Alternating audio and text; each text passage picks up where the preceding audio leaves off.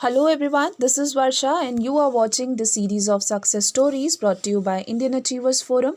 So as you all know, in this segment of ours, we talk about the prominent achievers of our country who have made India proud in some way or the other. The main focus of the series is to make you all know about the success and achievements of our prominent guest.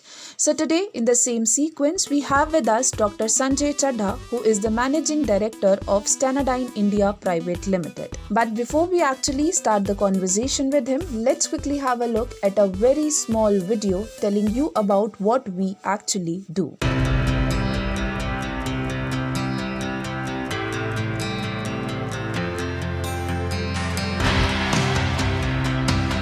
Indian Achievers Forum is driven by a full-fledged advisory board. The board consists of experienced personalities who have excelled in their respective careers. Together, the forum organizes conferences, events, workshops, exhibitions, trade shows, and B2B initiatives in India as well as abroad. Where there is passion, there is achievement. And where there is achievement, there is Indian Achievers Forum.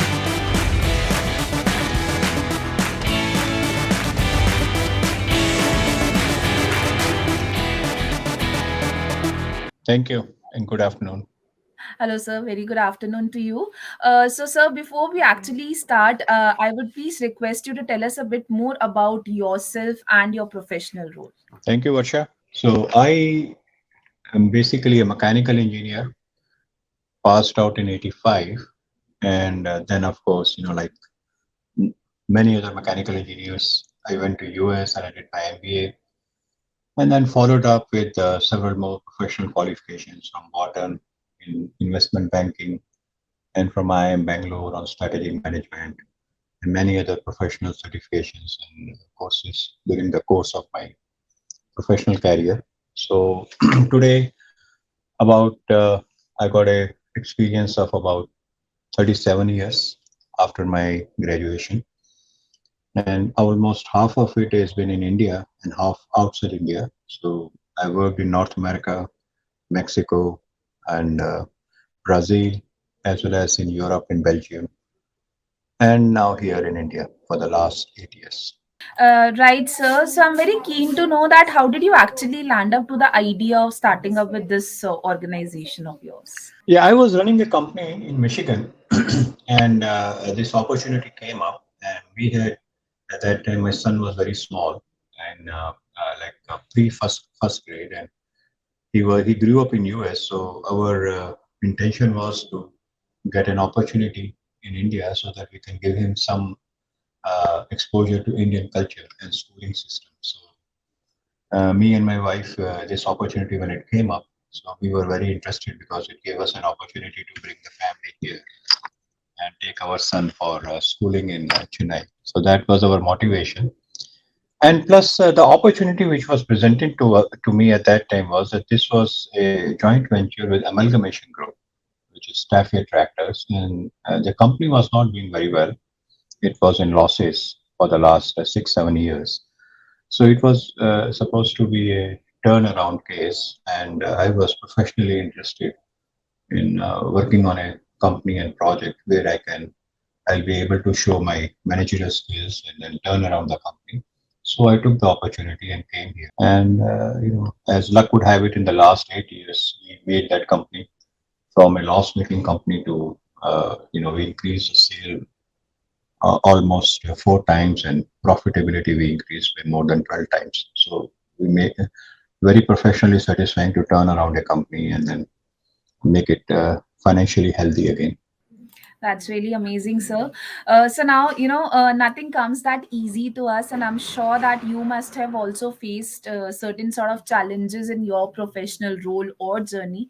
So if you can please tell us a bit about those challenges. Yeah, there are many challenges. In any case, manufacturing is always a hands-on day-to-day affair. So first challenge was to understand the operations and see where the losses and the costs are happening, and what are the bottlenecks in increasing manufacturing.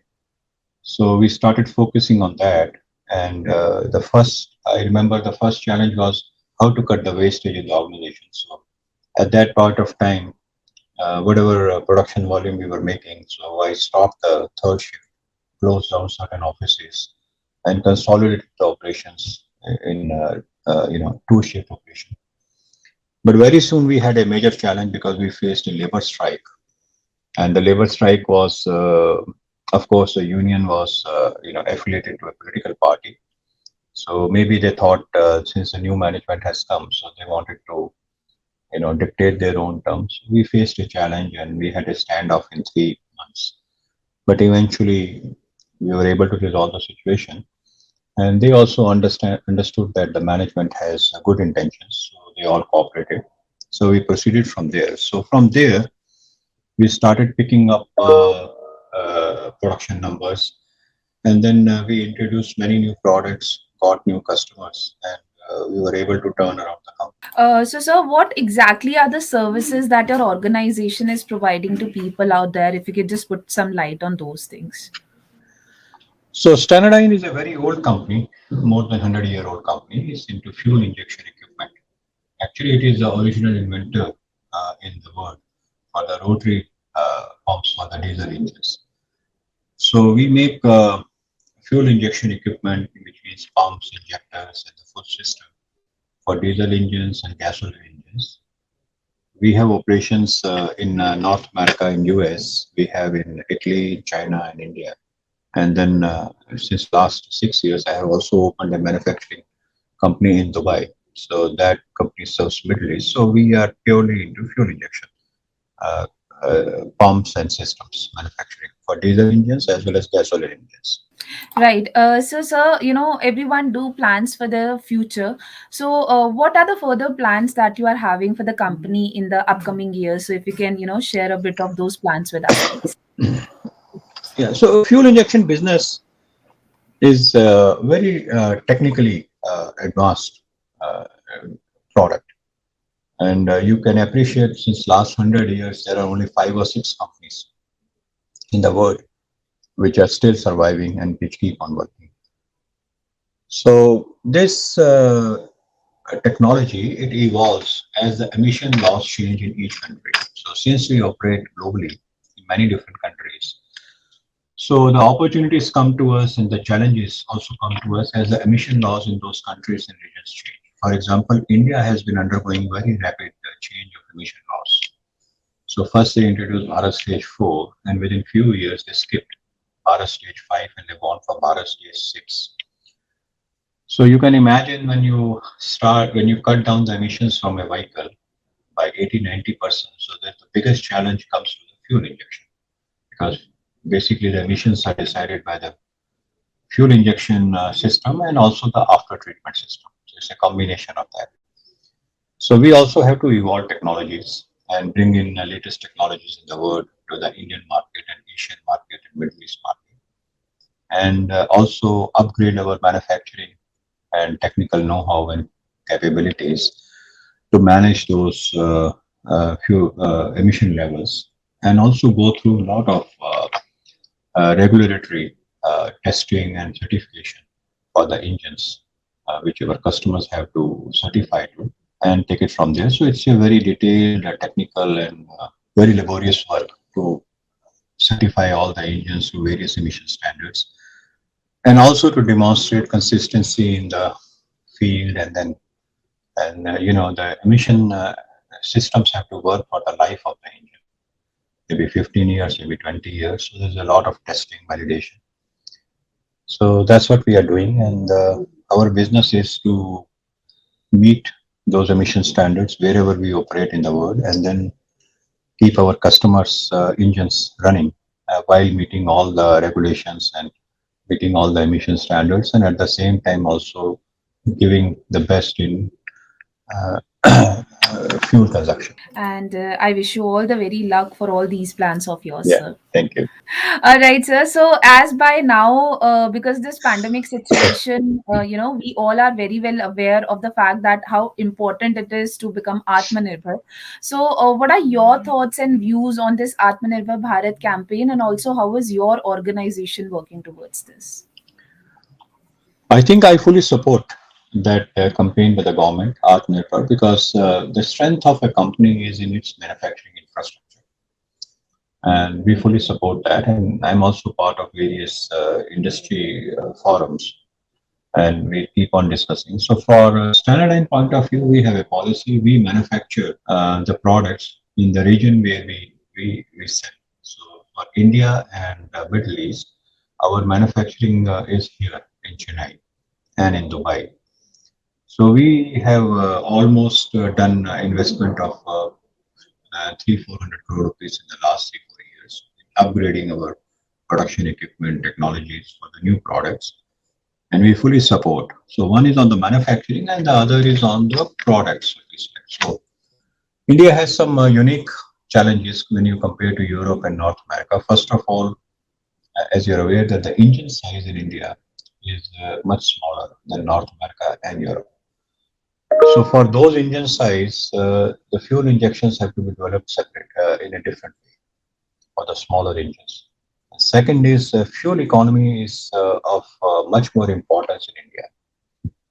And third is the quality of fuel, and because of the way it is stored and distributed, has more debris and dust level compared to the Europe and North America. So these are all the challenges what we have in this region, and for that purpose, so we have not brought the product straight away from North America and Europe into India, but we have innovated and we have designed special products for this region.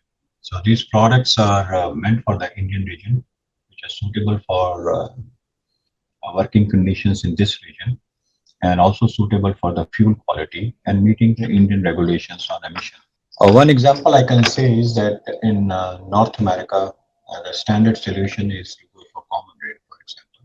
In common rail, it's a use and throw. So if any debris comes, the only solution is to change the injector and change the pump. These are not repairable. And for a country like India, where there are many products which are used by the people who are, like for example, three wheelers, tractors, so they are, more daily wage earners.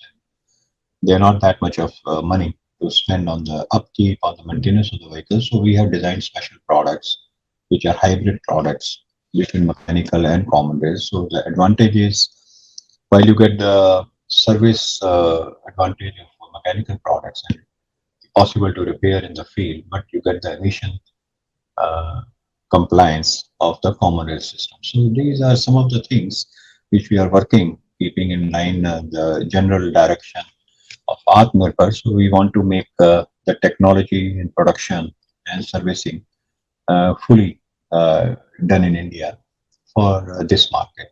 And the advantage, what I see, one advantage I see, because if you leave North America and Europe, there are many other regions of the world where these kind of products are in high demand. So, as a pleasant surprise, once we designed this product for the Indian market, we are also seeing a big export interest from the other regions of the world. So, to our surprise, those demands have come up. And today, we export almost 68% of our production outside India using the technologies which we developed for India and manufacturing we developed for India.